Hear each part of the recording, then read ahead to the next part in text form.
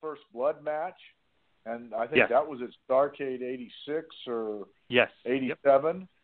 Yep. 86. Yep. 86, and then we had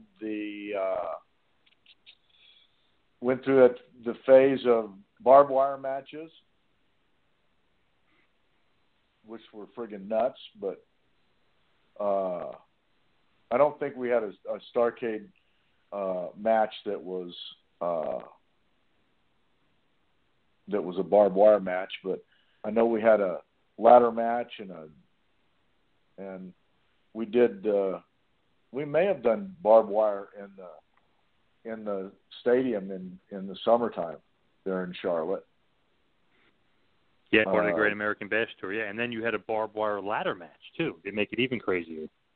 Yeah, and then I think that's the one where he won. If he beat me, he won Baby Doll for 30 days.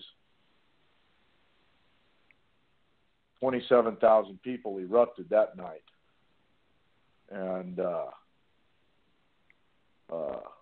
but anyway, every one of those was a great.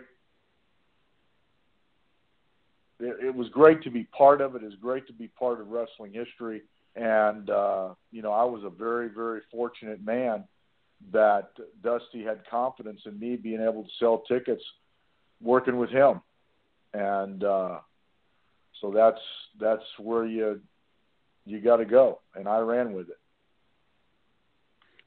And obviously, it's a good seller because you guys are having different matches, through the years. I mean, you just keep going back to the feud. It's almost like you got to go back to what's making you the most money, and then you guys have a bull rope match, a strap match, a lights out match, no DQ match, Indian death match, Texas death. I mean, so many different matches where it's almost like Dusty's like, I got to go to this well again. Me and Tully are drawing the money. Me and Tully are bringing in the houses. Did you feel like at that point, it's like, wow, we can kind of, they can throw anything up against the wall and put me and Dusty into any kind of match and it would work? Yeah, I wasn't really looking at it quite like that, but yeah, it was, again, I was very, very fortunate that every time that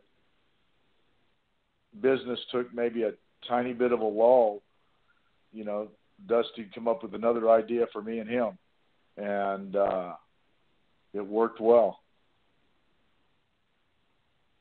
Yeah, whether it was for the TV title or for the national title, it always seemed like that was kind of Dusty's go-to.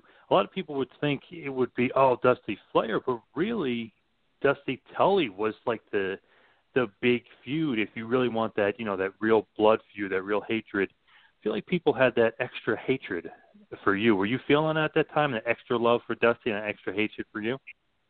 Well, it was, the reality is the Four Horsemen, the dynamics of Flair, Arn, myself, and that the three of us were kind of the core. Ole, then Luger, then Barry. That fourth person could kind of rotate a little bit, but as long as you had the core three of us. But Arn and Flair, everybody wanted to like Flair. And most people, Arn was so articulate and so funny and so witty that people really kind of wanted to like him too. And nobody ever wanted to like me. It was, it was, I've had too many interviews with too many people. I was kind of the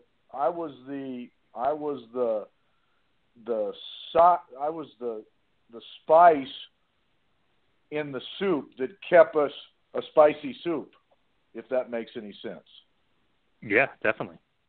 And so it was,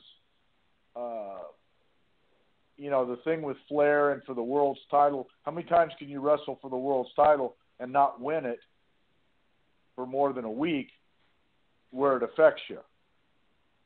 And so Dusty wrestling Flair wasn't your wasn't your go-to match because he was the world's champion at the time, and I could get beat